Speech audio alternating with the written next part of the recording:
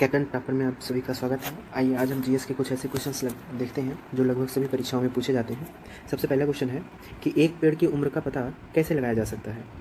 तो बचपन में हम लोगों ने देखा होगा कहीं पे भी अगर पेड़ कटता है तो उसमें छल्ले बने हुए होते हैं। तो इस तरीके से हम लोग कह सकते हैं कि उपस्थित वार्षिक छल्लों से, by its annual rings present, मतलब एक पेड़ की उम्र का पता उसके रिंग में जो बना होता है पेड़ के अंदर, उसके तना में, उसके रिंग को गिन करके लगाया जा सकता है। अगले क्वेश्चन की तरफ चलते हैं।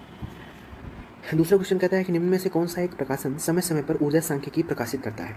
ऊर्जा सांख्यिकी शब्द से ही मतलब पता चलता है कि ऊर्जा वही प्रकाशित, ऊर्जा का मतलब क्या है, जैसे कि पूरे भारत में, हमारे देश में ऊर्जा का उपयोग कहाँ पे कितना हो रहा है, उस सब के बारे में जो आंकड़ों को प्रस्तुत करता है वो है केंद्रीय सांख्यिकी संगठन। आपको पता होना चाहिए कि केंद्रीय सांख्यिकी दिवस भी मनाया जाता है जो भारत सरकार की तरफ से मनाया जाता है, और ये पीसी महान लोबिस की याद में मनाया जाता है जो 29 जून को पड़ता है।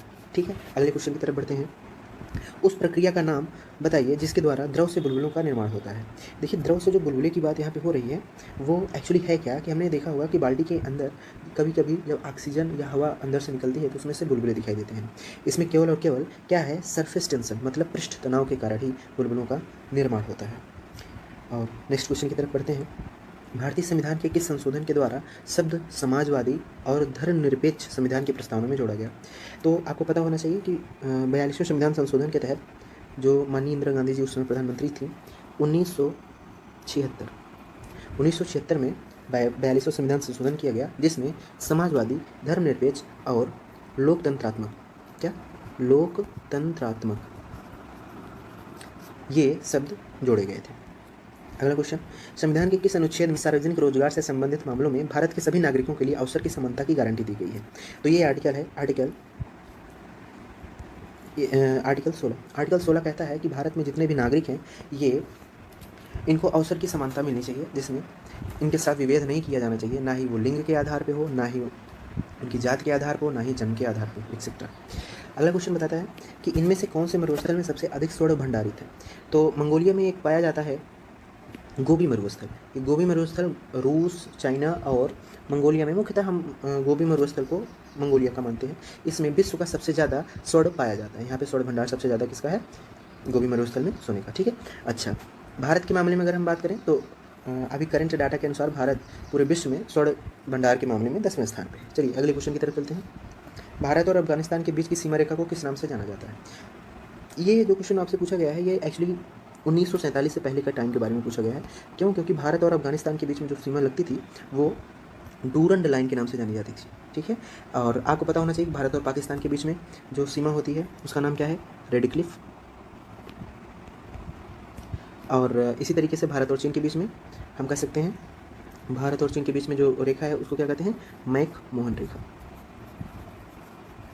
ठीक है, अच्छा, नेक्स्ट क्वेश्चन की तरफ बढ़ते हैं। नमक को बर्फ़ के साथ मिलाने से हिमांक, देखिए जब बर्फ़ हम देखते हैं तो बर्फ़ के ऊपर आप देखेंगे हल्की सी जल की परत चढ़ी हुई होती है जिसके कारण वो जल्दी पिघलता नहीं, लेकिन जब उसमें नमक को मिला दिया जाता है तो मिश्रण हो जाता है, और मिश्रण होने के कारण बर्फ़ क्या होता है, पिघलने लगता है। तो पिघलने लगता है इसका मतलब ये हो गया कि उसका हिमांक क्या हो जाएगा, घट जाएगा। That means option number A. Next question, दुनिया का सबसे बड़ा बैठने की क्षमता वाला क्रिकेट स्टेडियम भारत के किस राज्य में बनने जा रहा है। तो ये आपका स्टेडियम है गुजरात स्टेडियम, जो कि मोटेरा क्रिकेट स्टेडियम के नाम से भी जाना जा रहा है, और इसका नाम सरदार पटेल स्टेडियम भी है। ठीक है, चलिए अगले क्वेश्चन की तरफ। बी आर अम्बेडकर किस स्थान से निर्वाचक विधानसभा के लिए चुने गए थे। तो आपको पता होना चाहिए कि जब आज़ादी से पहले जो संविधान सभा बनी थी तो वहाँ पे जो चुन करके आए थे वो बंगाल से चुन करके आए थे। ठीक है, और जब 1947 में भारत का विभाजन हो जाता है तो ये बॉम्बे प्रेसिडेंसी से चुन के आते थे। ठीक है, तो हम कहेंगे कि B R Ambedkar Bombay presidency से निर्वाचक विधानसभा के लिए चुने गए थे। जी, आगे अगले क्वेश्चन पे कि परमाणु रिएक्टर में भारी जल का कार्य होता है। देखिए, परमाणु रिएक्टर में जो भारी जल होता है वो न्यूट्रॉन की गति को क्या करता है, धीमा कर देता है, न्यूट्रॉन की गति को धीमा कर देता है, और इससे क्या होता है, नाभिकीय प्रक्रिया जो है वो मंद पड़ जाती है। चलिए अगले क्वेश्चन पर चलते हैं। दिल्ली सल्तनत के तुगलक वंश का अंतिम शासक कौन था। तो तुगलक वंश के बारे में अगर हम बात करें तो दिल्ली सल्तनत के पहले वंश के बारे में जान लेते हैं। सबसे पहला वंश कौन सा था, एक मिनट, सबसे पहला वंश जो था आपका वो था गुलाम वंश। ठीक, दूसरा जो आता है वो कौन सा था, खिलजी वंश। तीसरा जो आता है वो कौन सा था, तुगलक वंश। तो इसी तुगलक वंश के बारे में बात हो रही है। तुगलक वंश के बाद कौन सा आएगा, सैयद वंश आएगा। ठीक, और सैयद वंश के बाद कौन सा आएगा, आपको पता होना चाहिए लोदी वंश, और यहीं पे जाकर के दिल्ली सल्तनत खत्म हो जाएगी। तो ये पूछ रहा है कि तुगलक वंश में जो अंतिम शासक था वो कौन था। तो अंतिम शासक कौन था? नसीरुद्दीन महमूद। ठीक है, अगले क्वेश्चन की तरफ बढ़ते हैं। अगला क्वेश्चन कहता है कि अशोक के किस शिलालेख में 5 समकालीन यूनानी राजाओं का उल्लेख किया गया है। तो एक्चुअली क्या है कि ये मेजर रॉक 9th है, आप इसको बना लीजिए, एक सेकेंड, ये है 9th।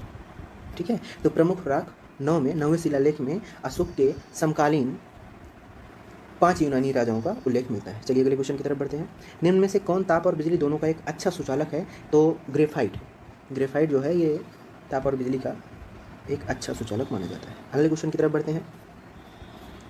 अच्छा ठीक, ओके, कैसा लगा अपना रिव्यू दीजिएगा, और कैप्टन टॉपर चैनल को लाइक और सब्सक्राइब जरूर कर दीजिएगा। Thank you.